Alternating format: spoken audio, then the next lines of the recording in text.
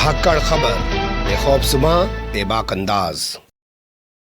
धाकड़ खबर के news room से मैं आपके साथ हूं अकरम रईस खान। आज है बड़ी दिवाली, कल थी छोटी दिवाली।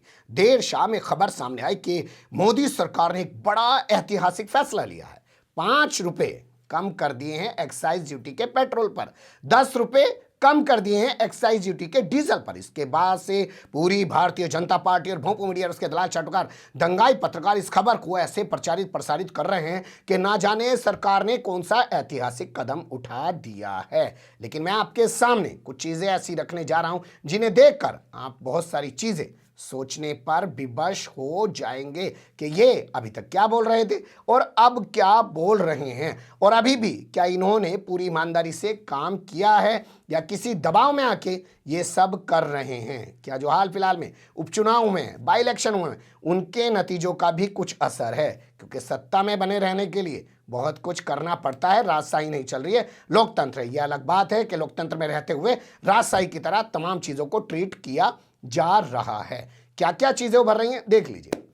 सबसे पहले बात कर लेते हैं ताज़ा खबर को लेकर। तो मीडिया बता रहा है कि सरकार ने एक्साइज ड्यूटी में कमी कर दी है पेट्रोल पे 5 रुपए की। अब पेट्रोल में पहले 32 रुपए 80 पैसे वसूले जा रहे थे, अब 5 रुपए घटा के 27 रुपए 80 पैसे वसूले जाएंगे। इसके अलावा बताया जा रहा है कि डीजल पर पहले 31 रुपए 90 पैसे की एक्साइज ड्यूटी वसूली जा रही थी, अब 10 रुपए कम करके 21 रुपए 90 पैसे की एक्साइज ड्यूटी वसूली जाएगी। मैं 7th क्लास में था, 93-94 के आसपास की बात है। मेरे बाबूजी ने परचून की दुकान कर रखी थी, मैं भी उस पर जाके रोजाना बैठ जाता था। एक सिद्धांत, बड़े बड़े बनियों से ताल्लुकात थे, लालाओं से ताल्लुकात थे, उनसे लाना जाना, सबसे एक सिद्धांत सीखा कि 5 से 10% का मार्जिन होता है। कितने का?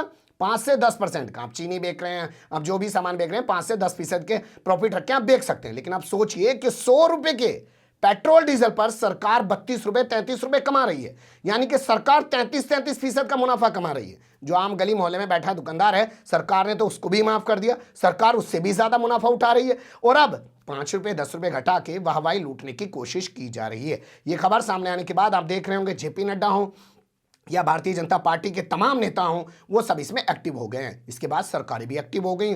उत्तर प्रदेश सरकार ने भी एक्साइज ड्यूटी घटा दी जी, और इसके अलावा ना बिहार सरकार भी पीछे नहीं रही, नीतीश कुमार ने भी घटा दी एक्साइज ड्यूटी, और इसके अलावा खबर आ रही है कि कर्नाटक में भी एक्साइज ड्यूटी घटा दी गई है। इनके भाजपा शासित राज्यों में एक साथ केंद्र ने घटाई पहले, और फिर राज्य सरकारें घटा रही हैं, और अब दबाव बना रही हैं और राज्य सरकारों पर कि वो भी एक्साइज ड्यूटी में अपनी कमी करें। हालांकि आपको पहले बता दूं कि जो राज्य सरकारें होती हैं वो एक्साइज ड्यूटी नहीं लेती हैं।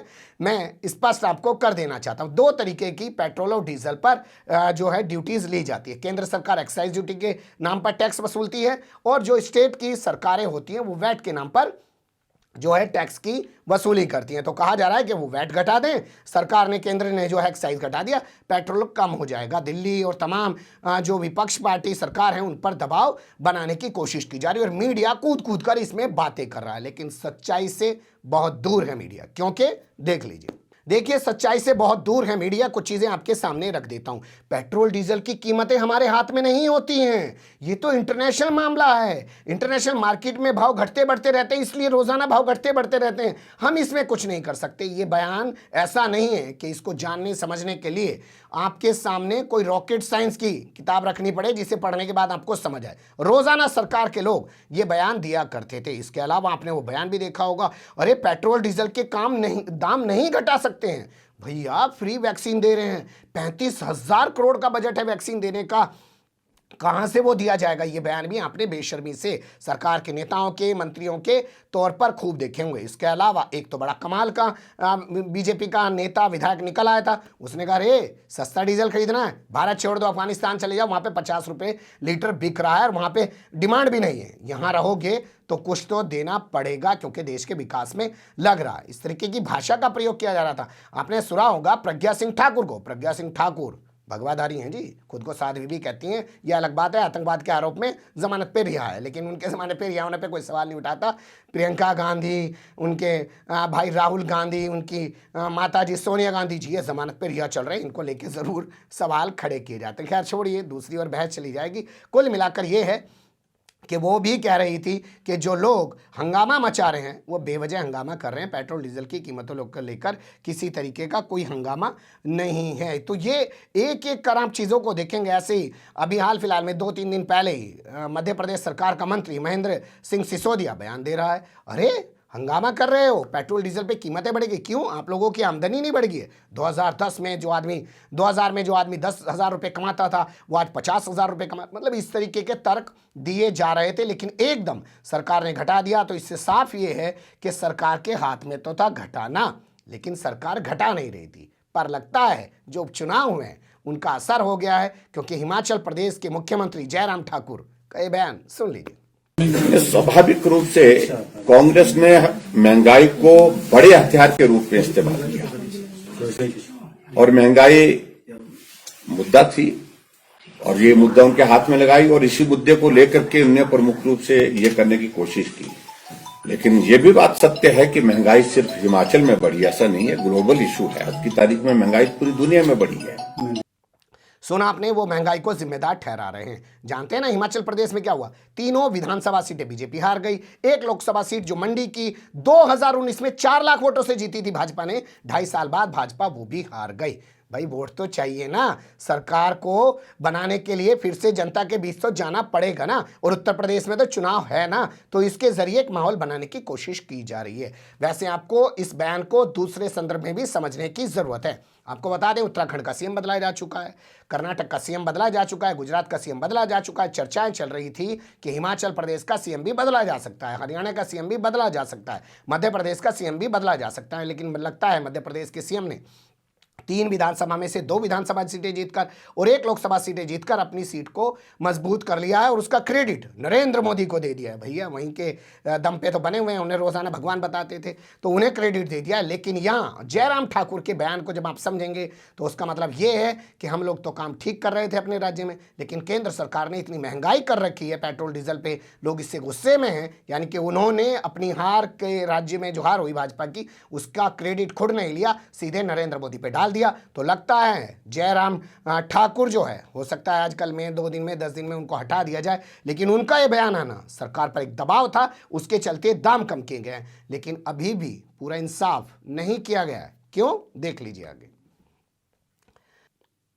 देखिए यहां मैं आपके सामने कांग्रेस के राष्ट्रीय प्रवक्ता रणदीप सिंह सुरजेवाला का बयान रखने जा रहा हूं। उन्होंने एक एक चीज को बताया। उन्होंने बताया कि 2014 में जब हमारी सरकार थी तो हम लोग पेट्रोल पर जो टैक्स की वसूली किया करते थे एक्साइज के 9 रुपये 48 पैसे, और उस वक्त मार्केट में 106 रुपये का भाव था। आज मार्केट में 82 रुपये का भाव है और ये कितने की वसूली कर रहे हैं? 32 रुपए की। वो 9 रुपये 48 पैसे की, 32 रुपये 80 पैसे की वसूली कर रहे हैं। इसके अलावा वो कहते हैं डीजल पे हम लोग महज 3 रुपये 56 पैसे लिया करते थे एक्साइज के नाम पर, और मार्केट में उस वक्त भाव भी ज़्यादा थे। और ये लोग कितना वसूल रहे हैं? 31 रुपये 90 पैसे। 10 रुपये घटाने के बाद भी 21 रुपये 90 पैसे वसूल रहे हैं, यानी कि उनके मुकाबले 18 रुपये ज़्यादा वसूल रहे हैं। सुन लीजिए रणदीप सुरजेवाला की जबानी। नमस्कार साथियों, टैक्स जीवी मोदी सरकार को प्रजातंत्र का सबक सिखाने के लिए देशवासियों को बधाई। वोट की चोट से सच सिखा ही दिया। पर यह भी याद रखें, साल 2014 में जब कांग्रेस की सरकार थी तो पेट्रोल का दाम था 71 रुपया 41 पैसे प्रति लीटर और डीजल का दाम था 55 रुपया 49 पैसे प्रति लीटर और कच्चा तेल था $106 प्रति बैरल। आज कच्चा तेल है $82 प्रति बैरल। मोदी जी दाम ही कम करने हैं तो 2014 के मुकाबले में दाम कम कब करेंगे?